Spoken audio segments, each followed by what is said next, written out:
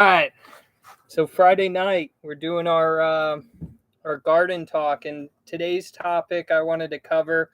And for those of you that are new on TikTok, we're now streaming on TikTok now. So we've got TikTok going, we've got Instagram going, and we got YouTube going all at the same time. So it's a little chaotic here with what I'm looking at, but we'll make it work. So today, what I wanted to talk about was your fall and winter crops and how to start a fall and winter garden. I want to start with a little story. So when we were farming way up north near like the Oregon border, it was our first time farming on a large scale.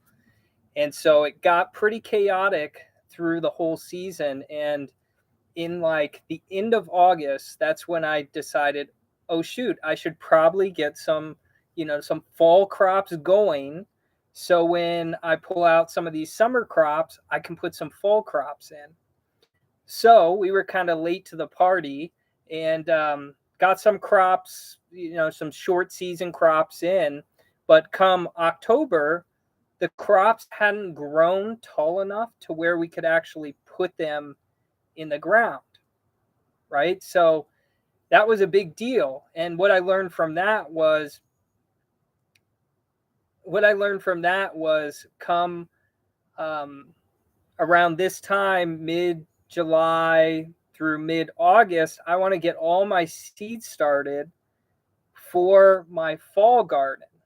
And I know it's summertime right now. You're probably reaping the benefits of all your hard work through the season. You guys are probably harvesting some tomatoes and cucumbers and maybe some peppers at this point, and summer squash. So you're like, oh, why am I even thinking about a fall or a winter garden, when I'm harvesting all this stuff? And how do I plant a fall or winter garden if I still got stuff in the ground? So I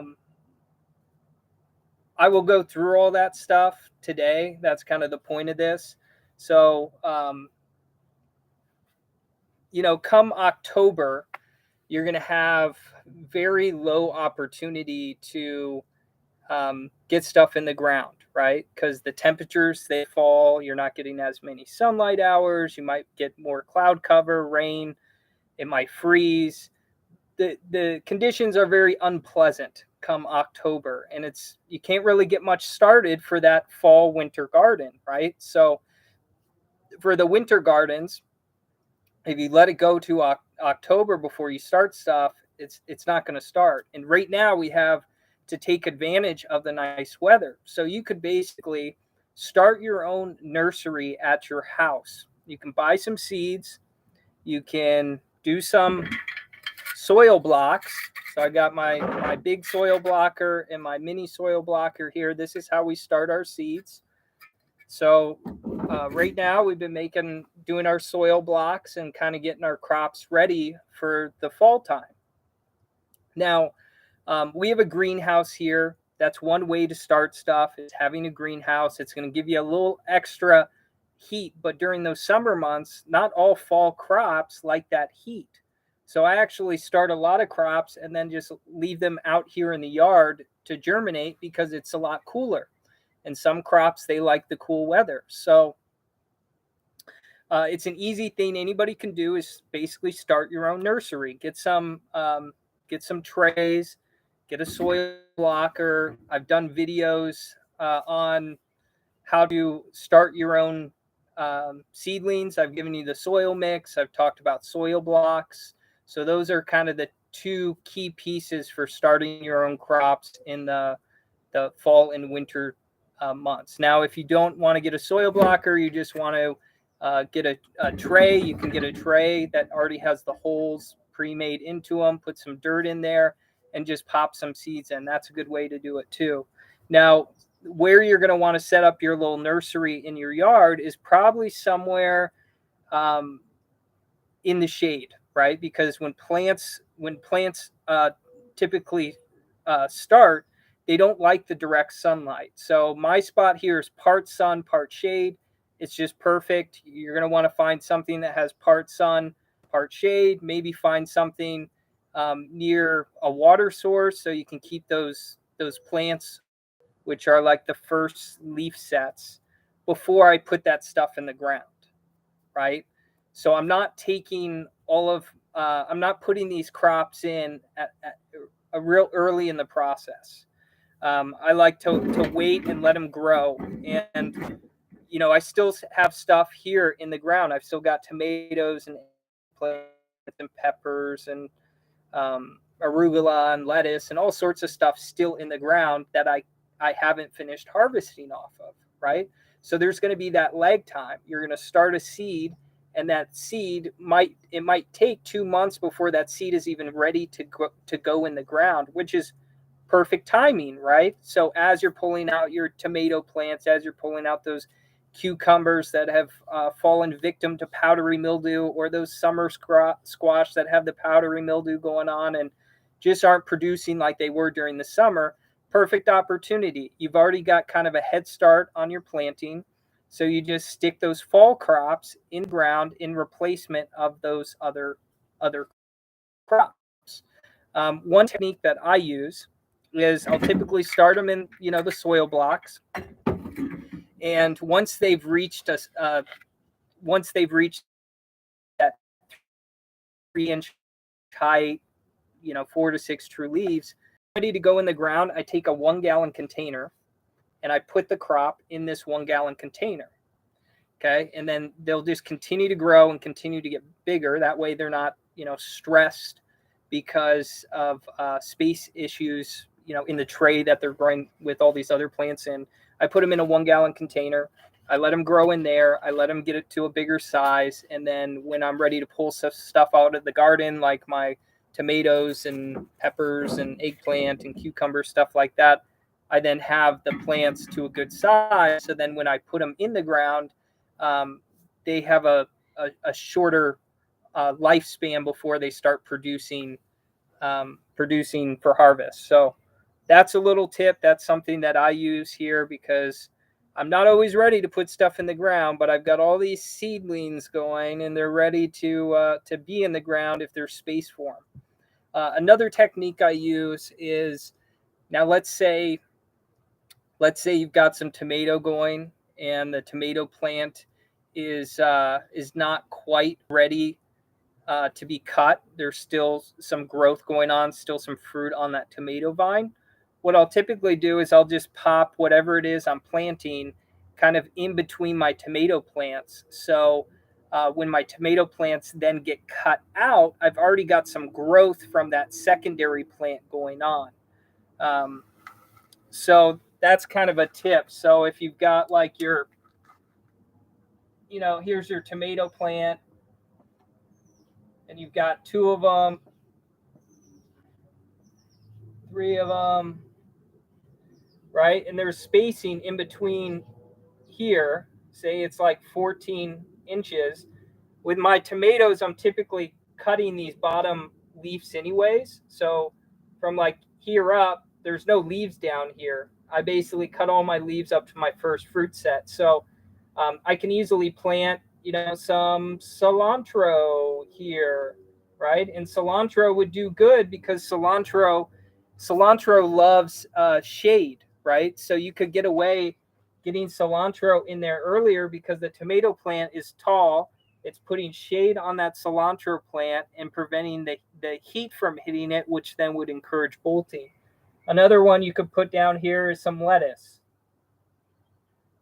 So you can put some lettuce down here, and that will also put shade. The tomato plant will put shade on that lettuce. So some ideas, to kind of get stuff in the ground towards the end of the crop season, and really maximize your potential. Now they'll grow slow, so if they do go in these little gaps, they will grow slow. And then when you're ready to, chop the plant, you just chop it, and then these will just start growing at a quicker rate. So that's an idea to save some space. The other thing you can do is you can direct seed. So you could sprinkle some like arugula seeds at the base, or some cilantro seeds or radish seeds, all that stuff would grow great at the base, and then you're maximizing some of that heat. So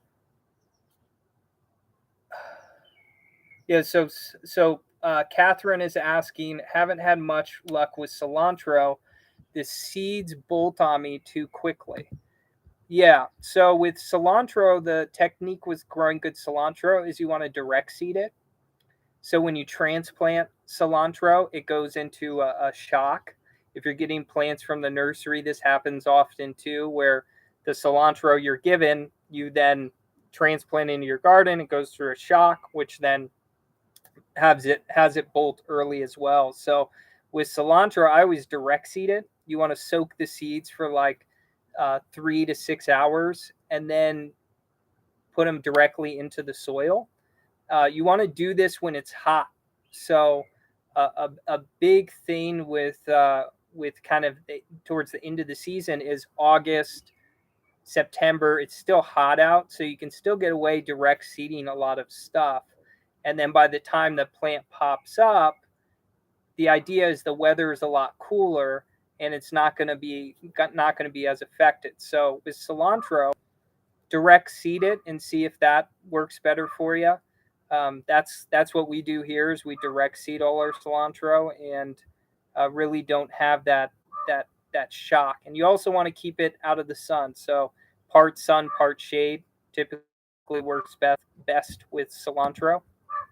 The plants that I transplant. So come fall and winter, these are some plants you can transplant, meaning start them in a soil block, and then if they're not grown yet, move them up, pot them up. I did a pot up video that talks about it, but pot it up to that 1 gallon container and then let it grow and then get it in the ground when it's ready. But these are some plants you can transplant. Broccolini is a good one. Brussels sprouts, cabbage, cauliflower, onion, parsley, leeks. These are all good plants that you can typically overwinter. Now, I will say that we're in growing zone like 9A, 9B, so we can get away with overwintering a lot of crops because we don't have really a lot of heavy frosts or snow or anything like that. But if you're in an area where you do get a lot of snow, there's still some crops you can overwinter. But these are crops you could get in the fall at least. So if you start them now, you could get broccolini and Brussels sprouts and cabbage and cauliflower and onion and parsley and leeks. All those crops you can get a harvest from in the fall if you start them right now.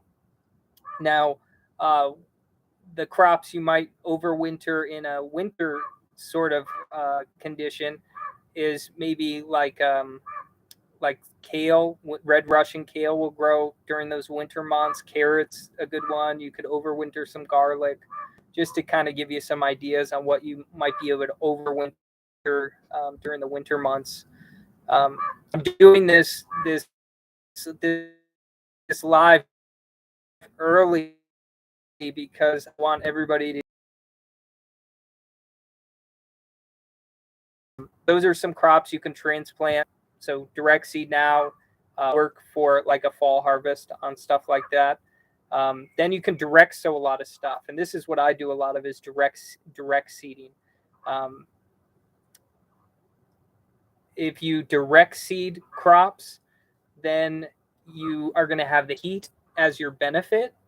As soon as it starts to get into October and it starts to get cold, then you're going to run into issues where the soil is not hot enough for those seeds to germinate. So direct seeding stuff right now, while it's still hot out, you have a good opportunity to get some good growth out of your plants. So if you want, you could even direct seed some bush beans right now. Going and still harvest in the fall.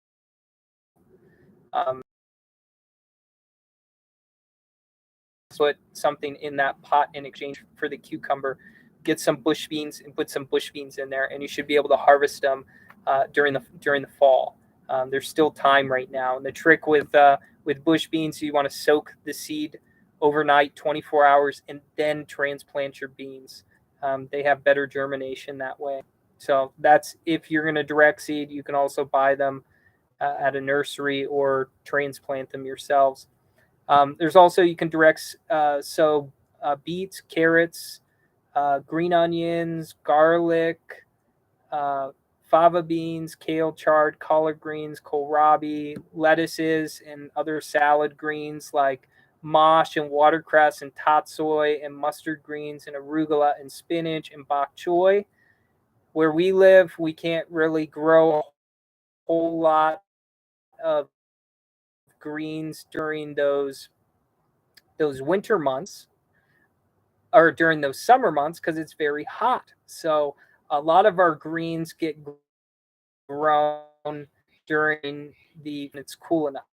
So all my lettuce has bolted at this point. I'm going to be putting in a whole new bed of lettuce in the coming months, but I want to get them started now for the fall. So those are some good greens that you could start right now.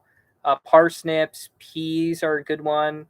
Radish and turnips. And radishes, they don't necessarily like the heat. When it gets overly hot, the bulb is not as big. So radishes actually do better in the spring and the fall than they do during the summer months. Now, let's say you can't direct sow seeds because the seeds are already, because you have stuff in those beds already. Well, that's cool. Like I was doing earlier, you can still direct sow this stuff. Just broadcast some seed in between your tomato plants or in between your cucumbers. Just all you do is throw some seed in between those plants. Keep it nice and moist and wet. These plants will pop up. Now, they're not going to grow at this super quick rate. Tomatoes that are already there, and they're going to fight these plants over space, right? So if you direct sow, just thin out to get the proper spacing on them. So whatever you put in there, just thin them out, and then let them grow. And then when it'll be a perfect climate, perfect temperature for those cool loving crops. So any of those plants that I just named off that you could direct seed, you could do it this way, where you just broadcast them in between existing crops that are established in your beds. Yeah, so that'd be my recommendation. You could even direct sow seeds in this. Just put some dirt in there, broadcast some seeds, keep it wet, cover it with dirt, and you'll end up getting crops in the 1 gallon containers as well. Yeah, and I talked about the shade. The taller crops provide shade, so you could even get away with growing some stuff that is shade loving, as long as the plant is tall enough and putting shade on those plants. Yeah, and then the other thing I do towards the winter months is, you'll know it's getting like closer and closer to your frost date, your final frost date, and that's usually when you lose everything. So towards the tail end of the season, like maybe I have a half a month left in the season, and I know it's going to take 15 days or 30 days for my tomatoes to produce that last cluster of fruit, right? So here's my tomatoes, right? They just grow like a vine. So we got our cluster up here, and we got all our little fruit. Okay. Well, it's still producing this fruit down here. So it's got about 15 days before this fruit is done, and we're moving on to the top fruit. Now, one thing you can do is you can pinch off the top of your tomato plant. So just cut the top, and that will prevent it from continuing that upward growth, and that will focus all of the plant's energy on finishing out that fruit production, right? So you can do this with a lot of plants, but it's a technique that you can use at the end of the season to really maximize all of the fruit on your plants. So pinch off the top, and boom, you'll get all those tomatoes ripe before the end of the season.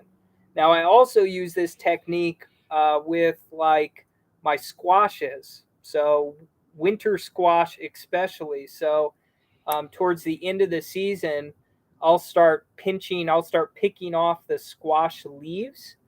So if I have some underdeveloped squash still on the vine, it will then focus all of its energy on those squash still left on the vine. And you can do the same thing. So if your squash vine is growing down here and you've got a fruit here, this one is ready to go, but this one needs some more time, and you've got a flower here, you got a flower here, you got a flower here.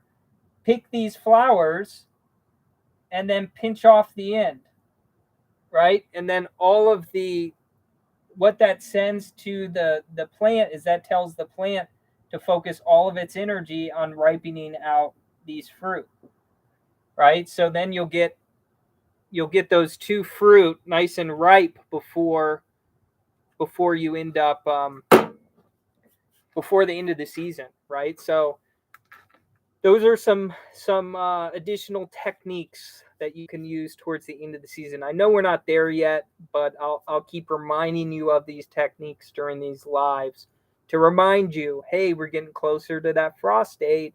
You should start pinching off some of your plants. You should start picking some of those flowers off and really maximize the potential fruit you'd be getting towards the end of the season, because no one likes to just get green tomatoes at the end of the season. We want to eat those tomatoes, right? So that's another technique that can be used. But as far as the fall and the winter gardens go, I mean, fall and the winter garden is some of my favorite gardening times, because I love to sell leafy greens. We sell a ton of leafy greens, and right now in July, I mean, all I'm really harvesting is arugula and some lettuce and some sorrel for salad mixes, and then everything else is like tomatoes, cucumbers, squash, stuff like that. So come the fall time is really when we try to capitalize on our profits here, selling more salad mixes, growing more leafy greens, and we grow New Zealand spinach during the summer months. It does pretty well during the high heat, but that's the only spinach I know of that I can grow during the summer months. Everything else doesn't do too well. So I just want to get you guys thinking about stuff, and I just want to get you guys thinking about those fall gardens, because if you want to get a fall garden going, you kind of got to start sowing the seed for them right now, and then they'll be ready for you come the fall time. And then at the end of August, you should be thinking about your winter garden. And if you're planning on doing garlic, overwintering garlic, you got to get on top of ordering garlic seed, because garlic seed goes very quick. And all the best garlic goes very quick. So there's soft neck and hard neck varieties, and you want to make sure you get some good varieties before everybody else does. So yeah, start thinking about your fall and your winter stuff. And I'm going to do some videos coming up on some fall and winter stuff to kind of help you get through that process. We do plant sales, so we'll be doing a pretty big plant sale here come the fall time, where we'll sell nursery starts to people in the neighborhood, and then we'll hopefully whatever we have left over in abundance, we'll just put in the garden beds here and let them grow. So this was going to be kind of a short one. I really didn't have much I wanted to talk about other than what we covered today, and just telling you what sort of crops you should be thinking about in your mind, and kind of preparing yourself for those fall and winter months. Hey, thanks, Catherine. Best garden tips. I like that. Yeah, I'm still learning. I think last week we were talking a lot about kind of the stuff that I learn is very much different than the stuff that you might see out there, the trendy stuff. I read the Biodynamic book by Rudolf Steiner, and that's what really sparked. That's what sparked the way I wanted to grow. I didn't want to grow like everybody else, and now I'm starting to learn about electric culture, which is super fascinating, where they're not even using fertilizer. So like I've done those videos on showing you all the amendments that I use. Well, with electric culture, you don't even have to use amendments. And this stuff was hush hush back in the 20s, 30s, 40s. Remember what was going on in the 20s and the 30s and 40s. This is when the war had ended, World War I, and they were really pushing all of the chemicals as fertilizers for us to use, right? So that was the reason that this information got suppressed. But electroculture is super fascinating. It's using different techniques to capture the energy that surrounds us here on this earth. Take that energy and send that energy into the ground to the roots of your plant, so your roots can grow. So I'll draw one up, just an example of something that I learned this week that I'm probably going to try to incorporate this fall. Is there's these towers,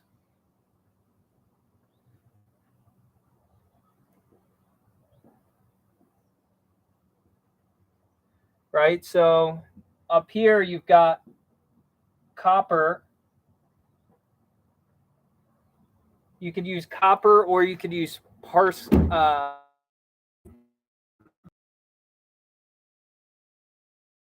or copper up top, and it's top, right? And then you've got inside here, you've got the rocks. You just fill this with rocks, and this is basalt, which is a rock you can get at most landscape supply companies. BASALT. It's a type of rock. So you fill this structure with the basalt, and then the little tunnel thing is just clay, made out of clay, and you can find the clay. You can find the clay at like plumbing companies a lot of times, because a lot of plumbers will use clay, these big clay circular tubes, and so you could find that at a local plumbing company typically. And you just basically build this this tube. You bury it a foot in the ground, and then what happens is the energy comes in through the top here, and then it goes all the way into the ground, and then sends that energy to the plants. And you could build one of these structures, and it will take care of, depending on the height. The higher you go, the larger the radius is that it's going to work. The shorter you go, the shorter the radius. So depending on what you could find at the stores would determine kind of what you can put in there. It's funny, I just got booted from TikTok. I wonder if it was because of what I was talking about. Interesting. So yeah, this is going to be an important thing down the road. Yeah, and it's very much like orgonite, because what is in orgonite? Orgonite has a copper piece, and then it uses quartz. quartz is extremely important for capturing the energy, right? So a lot of like what Rudolf Steiner talked about was using quartz, um, and uh, quartz in your garden. So he would crush up quartz rock and then put it in his compost teas that he would make, and then he would spray it on his plants. So the quartz kind of like brings in that energy, and that's why sand is so good, because sand contains a lot of that quartz. Sand, remember, sand is like rock going down a riverbed, and as that rock goes down the riverbed, it breaks up, it breaks down, and then the rock eventually, by the time it makes it to the beach, it's these little sand particles. Well, part of that rock that's tumbling down the riverbed is quartz. So quartz is in the sand, and that's why sand is so important. But sand also has other rocks in there, and each rock has different abilities. But quartz, yeah, super powerful for bringing in the energy. It's very expensive, so that's why you don't see people selling quartz dust, like rock dust. Like azomite is a rock dust. Well, azomite has a lot of energy uh, abilities where it can bring in the energy, like quartz and basalt and some of the granite, some of the other um, rock dust that you can use. So yeah, it's very interesting. It's called electroculture. I'm still kind of a beginner at it. I'm just learning the different designs and how to work with it. And I'm gonna come up with my own design here. I've been scouting out some of the stuff you need to make it, and I'm gonna try to build one this fall and see if I don't have to fertilize my crops anymore, because that would be pretty darn nice. And there's fertilizer shortages going on, and if that continues down the road, and you don't have access to these fertilizers, and you don't live like on a big plot of land, and you're in like an urban environment, and you can't get fertilizers, how are your crops going to grow, right? Because that's the story they've been feeding us, that hey, you need fertilizers for these crops to grow. Well, how are people building these towers and growing massive yields without using any fertilizers? Because this is the sort of information that continues to get suppressed from us, got suppressed from everybody in the 20s and 30s and 40s, so they would rely on these chemical concoctions that have led us to the chronic illness that we deal with today. So more to come on that. But yeah, tonight it was going to be kind of a short one. If you guys have questions, though, shoot out some questions. I was going to see if I had any questions here on YouTube. Nope, nothing popped up there. TikTok booted me, so I can't really see what's going on there. But yeah, just wanted to make this a short one and just kind of get you guys thinking about those fall and winter crops. So we'll have some more content coming out this week. I did a video this week on compost tea, my compost tea brewer. Under $50. It's made out of 2 5-gallon buckets that sit on top of each other with an aquarium pump. Super easy. Anybody and everybody can make it. And then you can just buy some of the liquid fertilizers and make some killer compost teas and supercharge your plants. Then I'll have my compost tea recipe coming out this week, and then I'll show you how I apply it.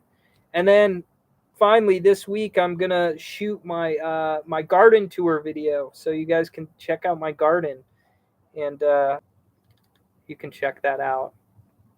You please share a link to learn about the system you're talking about. I don't know how to spell it. Electroculture is the name.